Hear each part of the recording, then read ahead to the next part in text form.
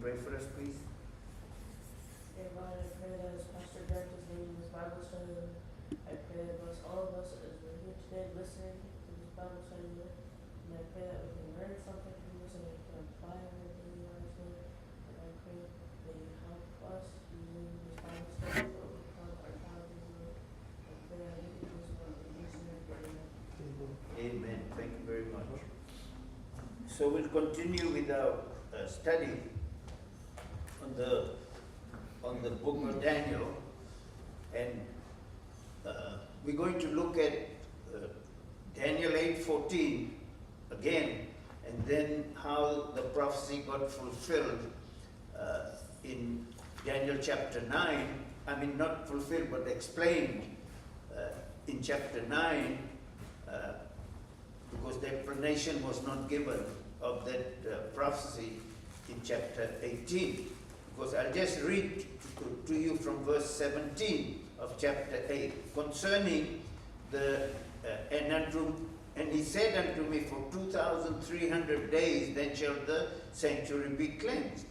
So here, this vision, I'll read how it applies to the end time. In verse 17, so he, Gabriel, that's Gabriel, came near where I stood to Daniel. And when he came, I was afraid and fell on my face. But he said to me, understand, son of man, that the vision refers to the time of the end. What vision? The 2,300 days. That vision. Okay, I'll read it again in verse 26. And the vision of the evenings and the mornings, that is the vision in Daniel 8:14, and the visions of the evenings and the mornings, which was told, is true. Therefore seal up the vision, but it refers to many days in the future. And then in verse 19 of chapter 8 again, and he said, look, I'm making known to you, again concerning Daniel 8:14, I'm making known to you what shall happen in the latter time of the indignation, for at the appointed time the end shall be. So this whole, this whole prophecy here from 457 BC to 1844 is explained, and the angel clearly said that it is at the time of the end. So the time of the end refers to the totality of this prophecy. But keep in mind what some have done. They've broken up this prophecy. This is one single prophecy of 2,300 years. And some belief system have broken this up here and broken some of this up, instead of making sure that it is, don't let anybody, because this is, God put this together. So what God has put together, let no man put asunder. So keep that in mind very clearly. So this decree that went in 457 BC, and the 490 is 17 weeks, comes and ends in here in AD 34. The fulfillment of this 490 weeks, but this 490 weeks is part of the 2,300 years. And 490 weeks, 70 weeks is 490 years. So I hope that this is completely sealed in us, and don't let anybody, I don't care who they are, convince you otherwise. This is how important this is, and we'll see why it is so important. Because it involves us. Every person that is going to be alive before the second advent of Jesus Christ, this prophecy is pivotal that we understand. So that's why this accuracy is so complete. I mean, there's no prophecy in the Bible that is so solid as this, that it gives you the time of the baptism of Jesus, it gives you the crucifixion, and then how in AD 34 when Stephen in Acts chapter 7 clearly identifies why the Jewish people rejected Jesus and the result. The same principle applies to us living now.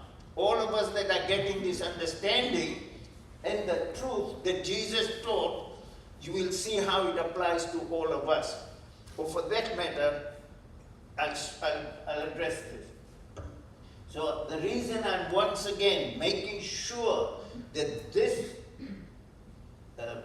diagram here and the prophecy, that it be completely and totally sealed in us. Don't let anybody, under any circumstances, cause us to not believe this.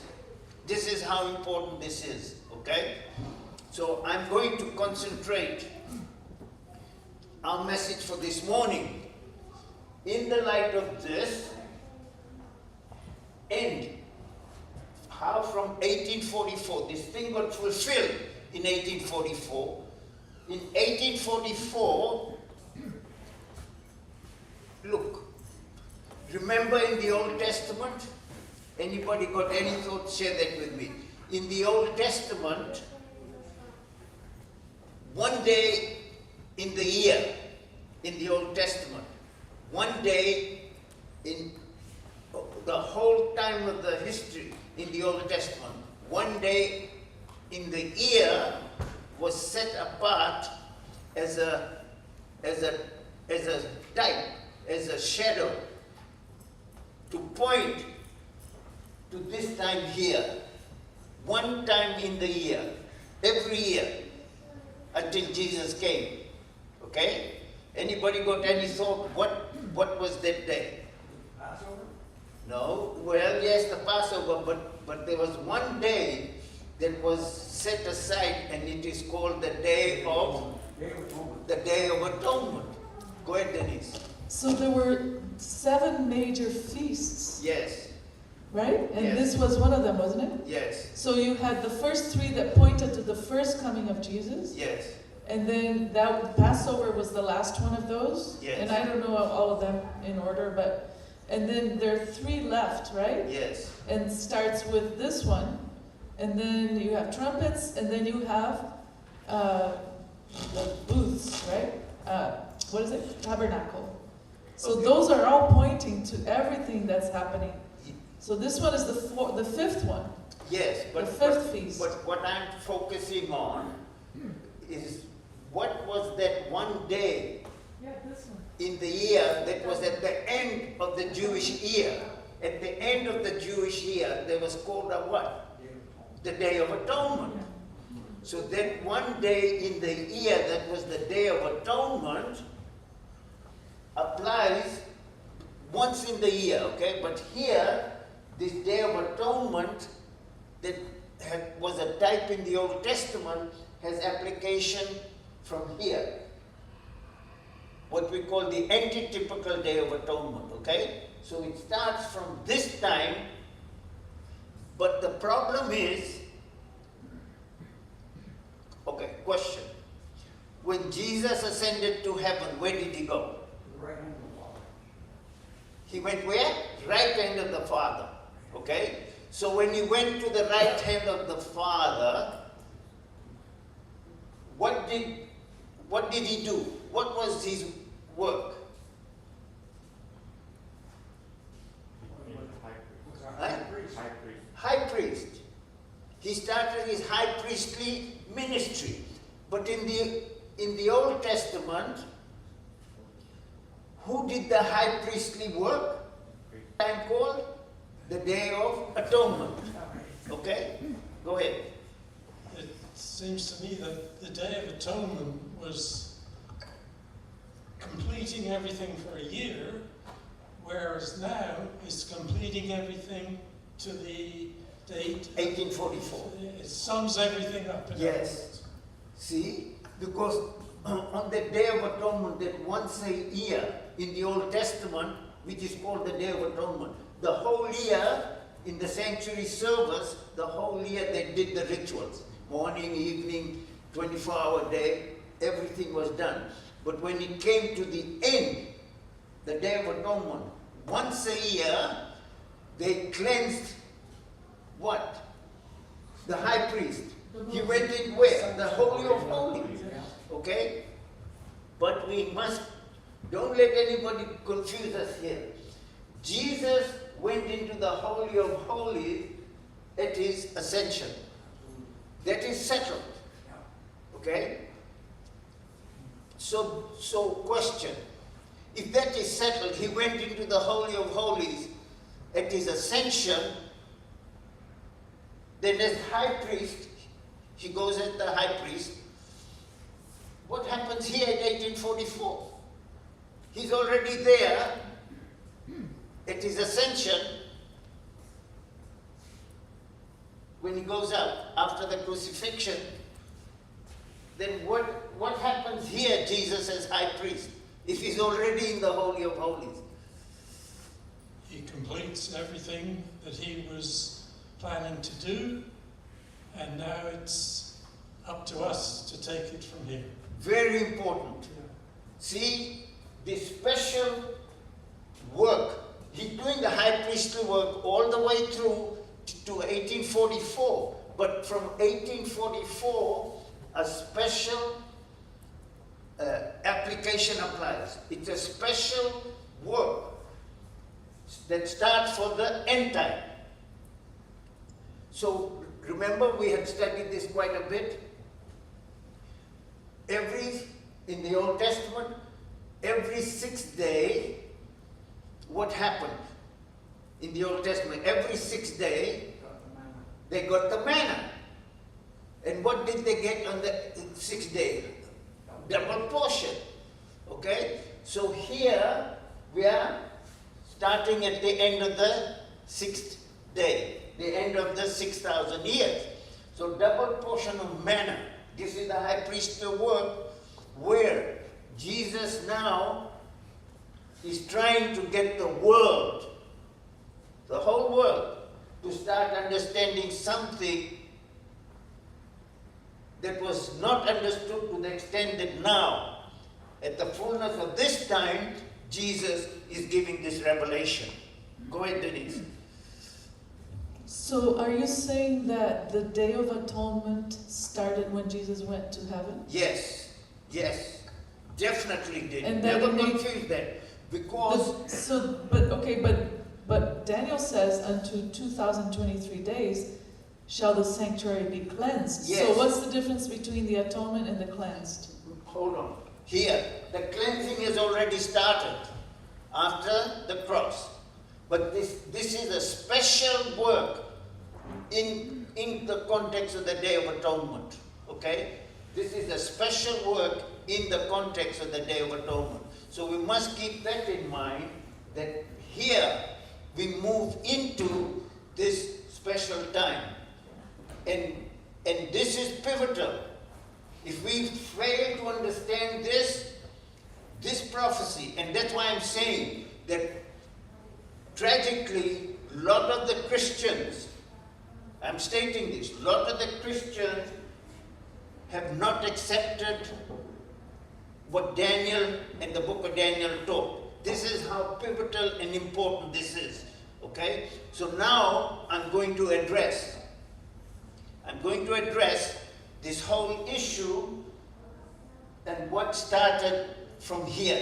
I'm going to spend the rest of our time addressing this, okay?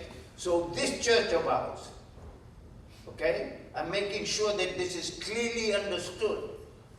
This church of ours believes on the two-tree principle, okay? You got the tree of life and you got the tree of the knowledge of good and evil. When Adam and Eve ate of the tree of the knowledge of good and evil, the entire human race in Adam also ate from the tree of the knowledge of good and evil. Jesus comes on the scene to set us free. Jesus came on the scene to set us free from the tree of the knowledge of good and evil. Every human being, Christians, everyone, Barnum, the book of Revelation, he has deceived the whole world. Okay? That includes Christians. Until we accept Jesus Christ's teachings and revelation. When we accept Jesus Christ and Jesus Christ alone, his teaching and revelation, then what ends up happening a cleansing happens. And what needs to be cleansed is our minds. Why? Because our minds had believed the lie from the garden when Adam and Eve ate of the tree of the knowledge of good and evil. Yes, John? And when our mind is being cleansed, that's the sanctuary that's being cleansed, is our minds. Yes. Not the physical sanctuary, not where Jesus is. It's our minds. We are being cleansed. See, we are the temple of God. Yeah, so that's... So when we are the temple of God, this is what needs, and what is that cleansing? What needs to be cleansed is all the lies that we have believed from the tree of the knowledge of good and evil. When Adam and Eve ate of the tree of the knowledge of good and evil, they got fear in them towards God. They hid. Why? Because that's what the devil wanted them to believe. God eventually, if Adam and Eve hadn't eaten from the tree of the knowledge of good and evil, God would have what? Taught Adam and Eve what the tree of the knowledge of good and evil is all about. They would have learnt it from God. But what they did, they learnt it from the devil. So when they learnt it from the devil, what ended up happening? They ended up with a wrong view of God. And all of humanity, every human being on the face of this earth, believes that lie. Including, I'm stating this, including Christians that claim to be Christians but are still believing that lie from the tree of the knowledge of good and evil. So, we have looked at this issue, okay? And I'm going to address this because this is the balance of the study is going to be based on this. Go ahead, Shane. If everyone believed, then why, when Paul went out to the Gentiles, did they find Gentiles who were already believers without having heard? Say it again. If everyone believed, Yes. then why, when Paul went out to the Gentiles, did they find Gentiles who already believed despite having not heard the word? Good, very good point. So what you are saying, that when Paul went out, there were Gentiles who was believing already. Even though they hadn't heard the word, they were just behaving appropriately. Very good question, okay? What that means is that there were some Gentiles which is under God's general revelation, okay? So under God's general revelation, there were people that had certain belief that was on track, but they didn't have the full belief from God's special revelation. So when Jesus comes, what ends up happening? Jesus gives God's special revelation, okay? So now, and we've looked at this, but the whole study now, I'm going to base it on keeping in mind 1844. And that's why I've stated this. Tragically, the people that have understood this prophecy, but this understanding, they don't have because they did not accept the character of God message. But it was supposed to start from here. The character of God message, the agape character of God message was supposed to start from here. This is why I'm saying, believe me, dear ones, this is so, this church. But I know that there are other people around the world that we know are also understanding this message, the character of God message, okay? So here we're going to focus on this very important issue. I'm going to read. Go ahead, John. I was just going to say, in 1844, Yes. the Seventh-day Adventist people, they got the date right. They knew this was very important, but they misunderstood The the significance significance of that date. of what it was. Yes. It was supposed to start then. Yes. By now, if it had started then, by now the whole world would be understanding things. So question. Go ahead, Denise. I just want to add that God gave. It's like God sends the manna, right? The manna drops on the earth and people gather it. So God gave in 1844, he gave messages. And then he gave it again in 1888. He's always been giving it. But whether people are understanding it, it's a different story. Yes, but see, we must keep in mind that from God's side, this high priestly work, Jesus' high priestly work in heaven is ongoing. And that high priestly work is to what? Reconcile the whole world to this truth.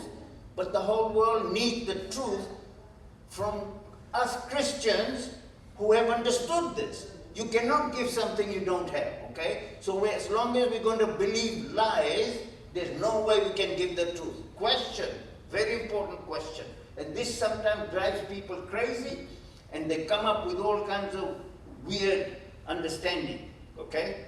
And it applies to every human being on planet Earth. Every human being. Christian, non-Christian, atheist, every person. Question, is every human being on planet Earth, including atheists, are they judging God? Is God being judged by every human being? I know it sounds crazy, and people think it's crazy. I'm going to go to the Bible and show from the Bible clearly how important this is. Okay? Every human being, don't care who they are, what belief system they have, including Christians, even including atheists. So that's why it includes every human being. Every human being is judging God. Every human being is judging God. And you know what people think? You are crazy. God is judging us. We are not judging God. I'll read you one verse first, okay, before we go. One. And then I'm going to go to the very important verse that starts this judgment from here onward. I'll go to that one, but here I'll just read from Paul. Paul says in chapter 3 of Romans verse 1, what advantage then has the Jew? Okay, so think of it. Paul is writing about the Jew. What advantage has the Jew? So then now we come to us. What advantage have we Christians? Or what is the profit of circumcision? Our hearts are circumcised. Okay? Much in every way. Chiefly because to them were committed the oracles of God. So who has the oracles of God now? We do. To us has been committed the oracles of God. For what if some did not believe? Will their unbelief make the faithfulness of God without effect? He says, certainly not. God's desire and plan is going to be fulfilled, okay? Certainly not. Indeed, here, let God be true, and every man a lie. He didn't say only certain, he says, and every man a lie, as it is written, that you, who's the you? That you, God, that's what Paul is saying here in chapter 3 and verse 4, that you, God, may be justified in your words and may overcome when you are judged. See, Paul is very clear that God is being judged. Okay? So every human being, including atheists, are judging God. Now, you help me, okay? How is every human being on planet Earth, Muslims, Hindus, Christians, Seventh-day Adventists, Mormons, Jehovah's Witnesses, you name them, okay, Pentecostals, you name them. Every human being on planet Earth is judging God. How are we judging God? When we put the things that Satan does on God, we're judging him. Because we're saying, oh, God did this. Oh, God made me sick. God has destroyed my home. That's judging God. Simple. As simple as can be. Very good. Precisely stated. Okay, no unnecessary law.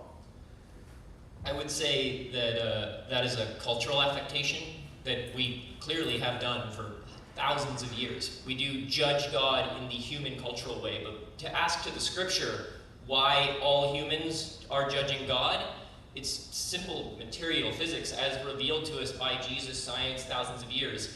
Reality is probabilistic and it is formed by observers collapsing reality into being. It is the nature of agetic creatures, creatures that have free will granted by the love of God, to make judgments. And as God is all things, we are talking about a non-temporal relationship here where we couldn't not judge God even if we tried. We can, however, as John is saying, lift ourselves up to a better way of doing it and not spite the guy.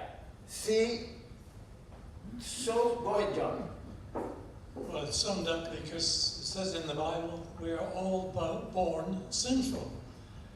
What that's saying is we've all got it wrong, and the only way to correct that is to let Jesus teach us, listen to how he wants things done. He's the only one who's got everything right. Go ahead, Denise. I want to read a verse from Micah chapter 4, verse 5. It says, "For all people will walk, everyone in the name of his God." Yes. So by the way we live our lives, we are judging God because we are walking according to the God we believe. Yes. And so everybody's doing that. The Yes. Muslims are doing that. The Zionists are doing that. The Christians are doing that. Everybody's walking according to the God that they believe. Yes. And So that's how judgment. so that's how everybody is judging God. Yeah. You see, every human being is judging God. So now, next question. How is an atheist judging God? By saying there's no God. Yeah, see? See? Even the atheists are judging God. How? Well, they Because still they have say a there's God. no God. So when you say there's no God, what you have done? You've judged God. See? Okay, go ahead, Shane. You got a question? Oh no, I was just Okay. saying the atheists have a God. It's just a nonsensical God that they can't articulate. Yes. Yeah. See? So here, now, how all of us that have come to understand the truth, especially when it was supposed to special truth from this time onwards, which was the 6th day of double portion of manna in the Old Testament, right? Jesus gave double portion of manna on the 6th day. So at this end period now, we are living at the end of this 6th day. And the double portion of manna is the person of Jesus Christ. Okay? So how those people from here onwards are supposed to be judging God? How? How are they judging God? This special antitypical day of atonement. According to the manna, according to Jesus. Yes. Extremely, extremely important that high priestly work. Every human being,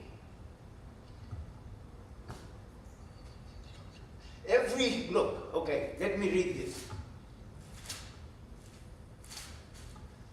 2 Corinthians, I'll just read this one verse. There's other verses, but I'll just read this one verse. 2 Corinthians chapter 5 and verse 10. For we must all appear before the judgment seat of Christ, that each one may receive the things done in the body according to what he or she has done. Okay? So every human being is going to appear before the judgment seat of Christ. Okay? So now, we are here and onwards. How we have come to understand God's character. Okay? How we have come to understand God's agape love, God's character. And then when we don't believe any more of those lies, have we judged God? Yes. How?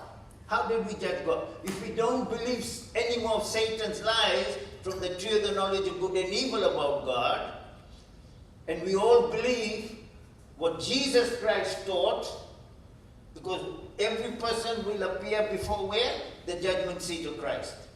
Every human being will appear before the judgment seat of Christ. So Jesus said this. If I had not come and spoken to them, they would have had no sin. So every human being from this time onwards is to be taught the truth. And once they are taught the truth, and they still want to hang on to their lies about God, that's the judgment. See?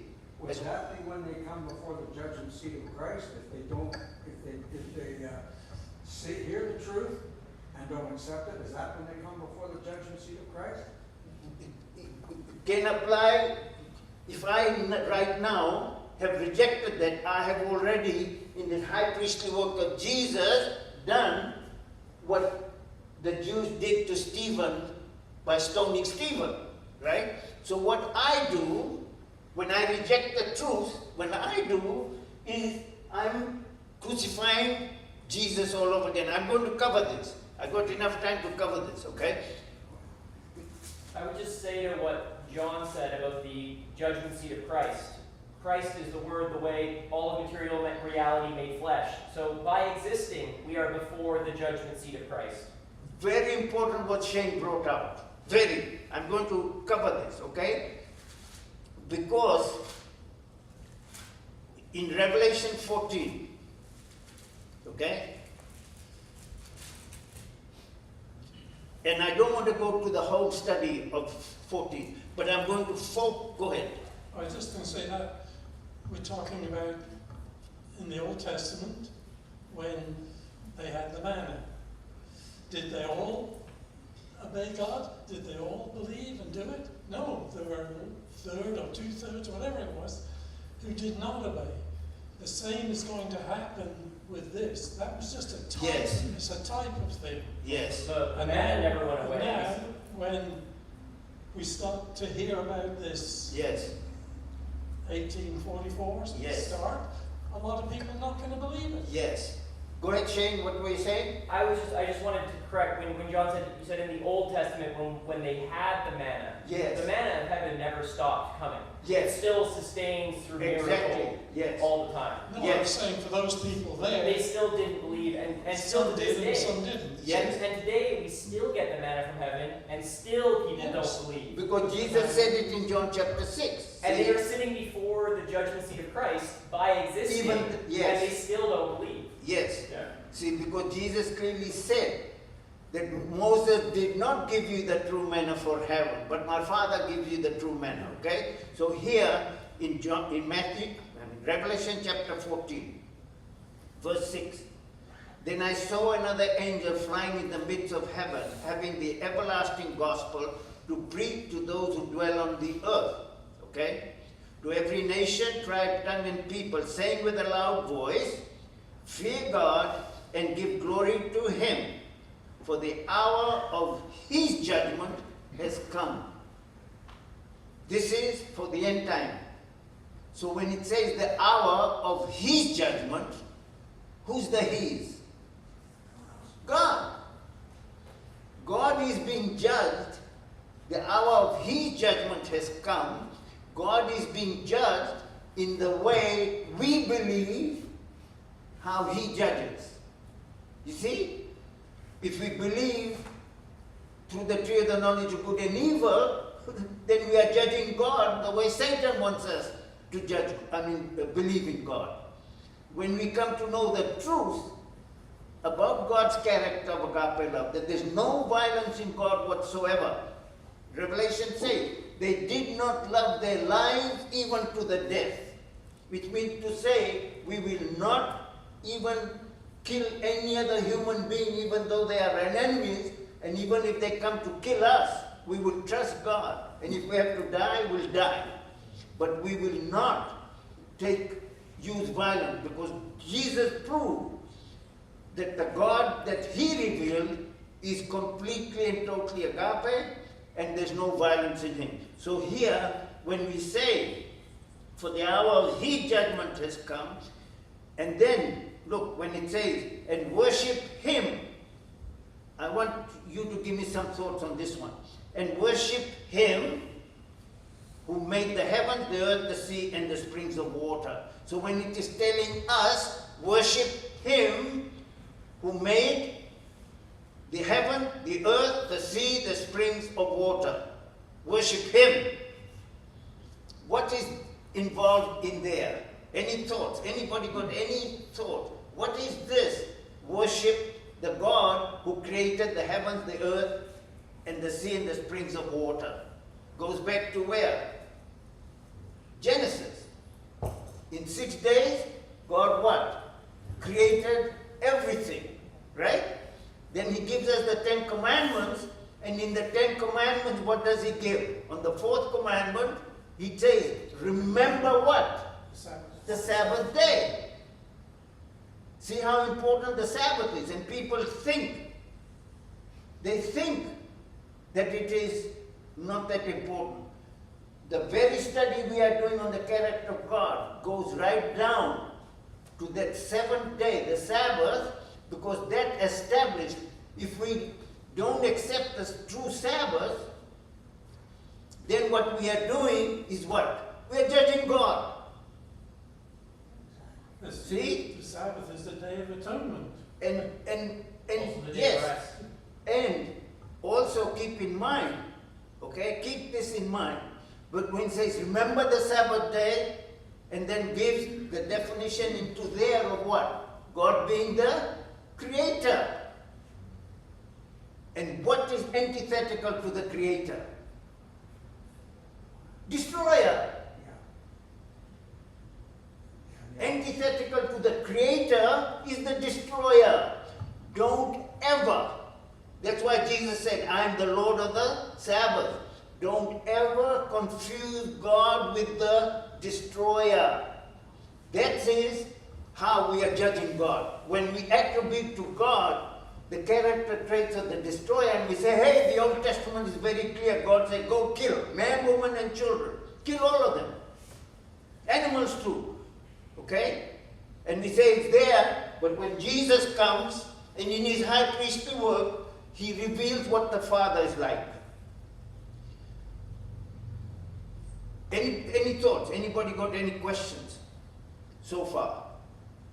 Each and every, see, this is why, whether you are a Muslim, a Hindu, a Christian, or whatever, whoever you are, if you haven't got the character of God that Jesus Christ came to this earth to reveal, because he said it to Pilate, he said, for this cause I was born, and for this cause I have come into the world, to what? To bear witness to the truth. Everyone who is of the truth does what? Hears my voice. That's what Jesus said. Everyone who is of the truth hears my voice. They don't hear anybody else's voice. God the Father himself said, this is my beloved Son, in whom I am well pleased. Hear him. Listen to what Jesus taught. So when we listen to what Jesus taught, we'll always judge God what? The right way. We will know God's righteousness. We will believe about the true God, not the false God. And the tragic part is, we have been given the oracles of God, but we could be repeating what they did to Stephen. How we can be doing that is we might not be literally killing Jesus on the cross, but when we defame God's character, when we believe Satan's lie, we are crucifying. We, as Christians, are murdering Jesus Christ. Why? Because we class him as the devil. We attribute to Jesus, the true God that Jesus came to reveal. We are attributing to God the character trait of the devil. I'm just going to cover one section, okay? Let's go to Luke. If you want to turn there, I'll try and cover as much as we can here. in Luke chapter 23, but it's there in the in the book of John. I mean, it's in Matthew, Mark, Luke, and John. Okay? So, and here, as we're going to read chapter 23, part of what is involved.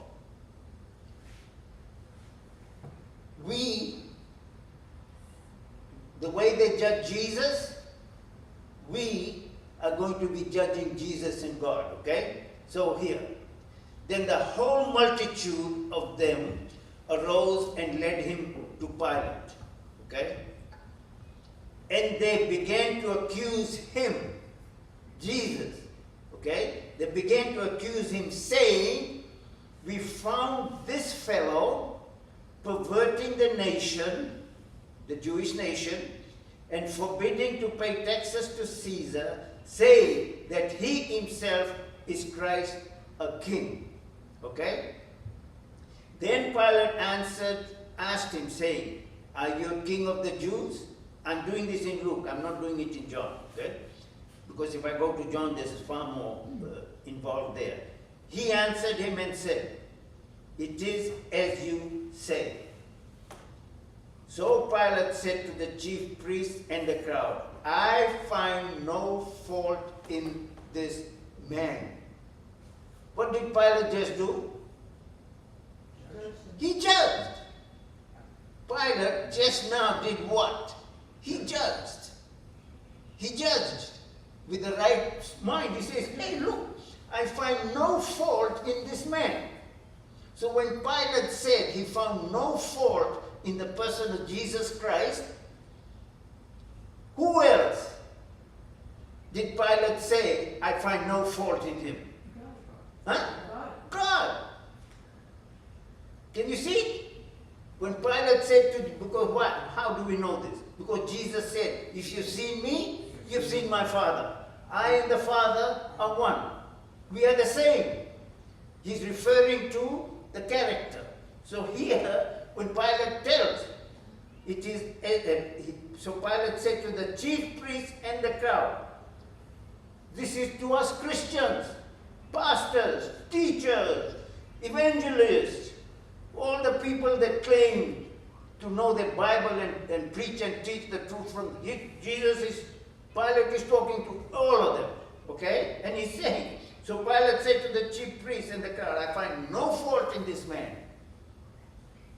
After knowing this, of course, we'll see what ends up happening. And the reason is, see what happens? He tells the truth, but because of his own selfish agenda, because he wants to be accepted, and we Christians, "Oh, Ozzie, you shut your mouth." Why? Because what you are teaching, no other Christian is going to accept it. They'll say you're teaching and preaching heresy. Am I going to shut my mouth? If I shut my mouth, then what ends up happening? I'm like Pilate. I'm really like Pilate here. So I will say, I find no fault in this man, but then what I do? I teach all the lies. So when I teach all the lies, what have I done? I found fault in Jesus and I found fault in the Father. Can you see? I hope it's simple enough to understand. I mean, look, this is so important. Then verse 5. But they were the more fierce, saying, "He stirs up the people, teaching throughout all Judea, beginning from Galilee to this place." Teaching what? See? All Jesus was teaching, revealing over and over again was the character of God. He healed the sick. In Acts, it clearly tells us, God anointed Jesus of Nazareth with the Holy Spirit and with power, who went about doing good and healing all who were oppressed by the devil. So when Jesus sometimes we think only healing. Oh, John is blind. So Jesus comes and heals him and gets his life. Fine. Oh, hey, that's a good one. John is blind. And Jesus comes and heals John's blindness. and John can see now, physically, right? But what is the bigger implication there? The mind, healing the mind. Yeah, spiritual. Spiritual. See? And it's spiritual, and when we believe the lies of the devil, that's spiritual blindness. Yes, see? And we are judging God the wrong way. There's also an apostle who isn't healed specifically for that reason, because his mind is already healed, so there's no reason to heal his lameness. Yes? Yeah. See? Go ahead. So that one case where Jesus healed a blind man and the Pharisees drilled him and his parents and all Yes. that, he sent him to a well called the Sent. Yes. Yes. The ones, There you go. it means Yes. sent. That Pool was, of Siloam. Yes. that was a physical healing of Of blindness. course. Of course. But I mean, the healing of the spiritual blindness, yeah. That is far, far more important. But the literal healing was to reveal that God was not responsible. Did God punish John Messer by making him blind? Hey, John, your father, your mother, your grandfather, all these people did evil, so I punish you, you're going to be born blind. No, absolutely not. No way. May I say something? Go ahead. I would rather be blind and know Jesus Christ than have sight and not know There you go, John. See? This is how important Jesus is. This is how important the person of Jesus Christ is for the whole world. Every human being must come to know the person of Jesus Christ. Go ahead, Rashmi. You need a mic. I just want to add what John said, that he would rather Yeah, have, hold on. he would rather be, Blind. blind and know Jesus Christ. And that's why the Bible scripture says that there are people with eyes, but they do not see. Very They have good. ears, But they do not but they hear. do not hear. There you go. So, God created the ears, eyes, and nose and mouth for a reason, to give Him glory and to praise and to recognize and to, fulfill His will. And, Jesus clearly says what is the will of the Father. I need more input. Go ahead, Denise. What I was going to say about that healing of that blind man, Jesus sent him to get washed in the pool of Siloam. Okay? Is that how you say it? Siloam? Siloam. But the meaning of that pool in Greek means the one sent. So you see, you go to the one sent from God to get rid of your blindness. Yes, exactly. Jesus was very funny. He So, liked hold on, puns. sometimes, You're just saying Jesus liked puns. huh? I'm just saying Jesus liked puns. Yes, He was a great. yeah. He was amazing. See, and Oh, look, he was blind. I mean, this is, this is so important to understand this and how God is being judged. People, they think you're crazy to say that God is being judged. They really do. But they don't understand that every human being is judging God. How we believe, either we're going to believe Satan's lies about God and we're judging him the wrong way, or we're going to believe who's the other person. Yes, we study the Bible, we learn from the Bible, all that's fine. But who is the truth himself? Jesus. He's the truth himself. He's not, has the truth. He is the truth. So since he is the truth, he gives the truth. He has the truth, so he can give it. That's why he said, I am the truth. It's profound when you plumb the depth of that statement, I am the truth. When it's like God says, I am love. So I am the truth. Go ahead, Russell. Thank you. Something that, I remembered when we were discussing this, I was very new in the Lord. I just came to know Lord. And one of the things my pastor said, and it makes more sense as I started knowing Jesus. I will never say I fully understood, but I see Him unveiling things as we go through the life journey. And one of the things that makes more sense now is He told me that every word in the Bible is living. And he said it's in present. You can see the event even. It's very much relevant to today. And I was like, so many encyclopedias, everything have become historic, but the Bible is living and very much current.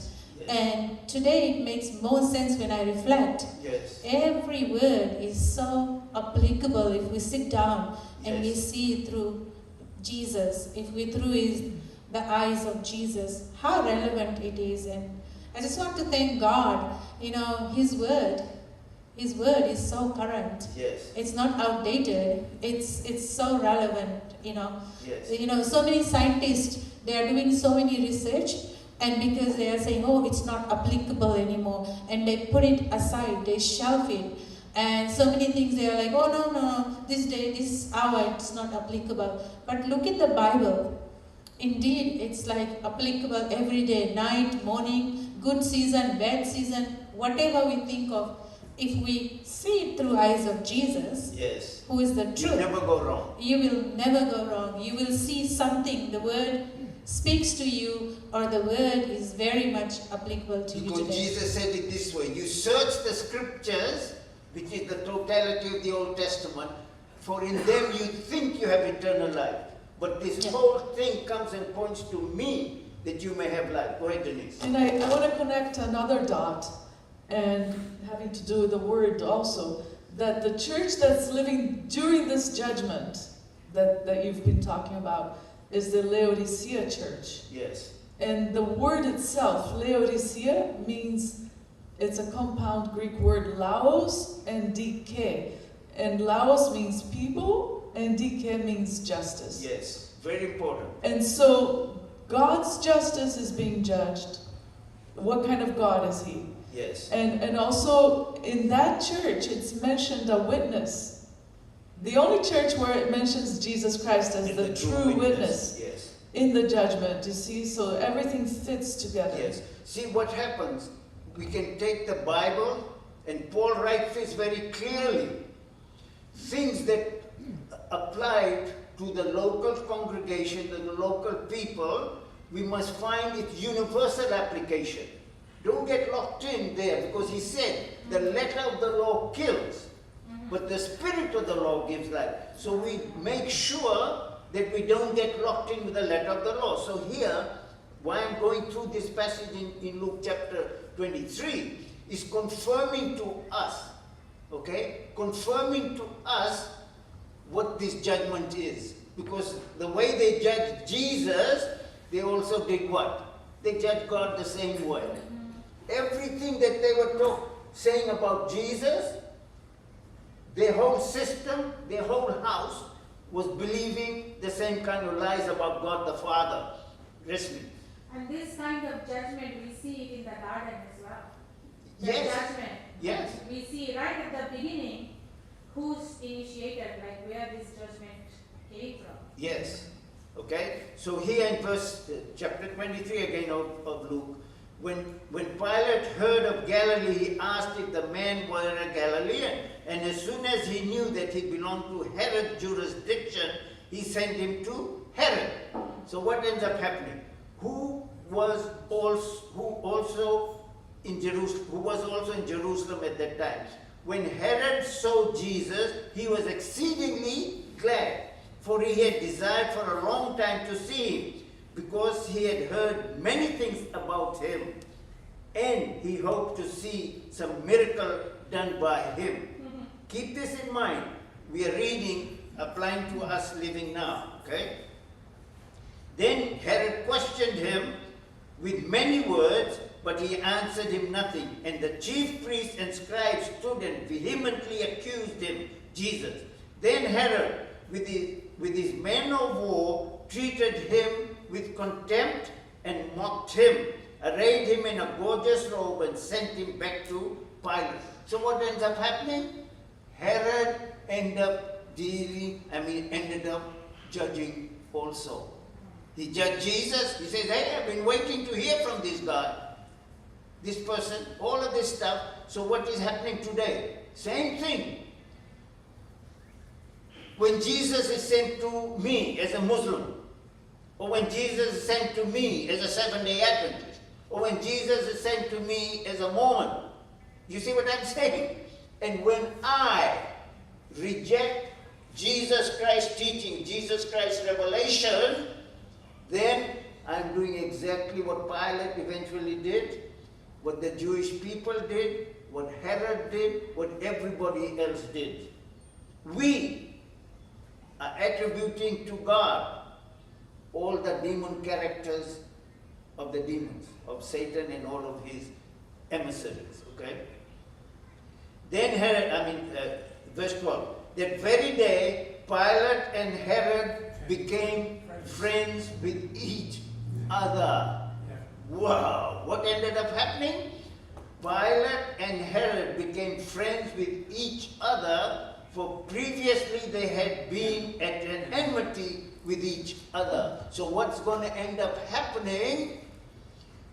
There'll be two groups of people. Us here in this church that have accepted the character of God, of agape love, of non-violence and nothing else, and we have studied it from the Bible. Through Jesus Christ's revelation, we have what? Joined together.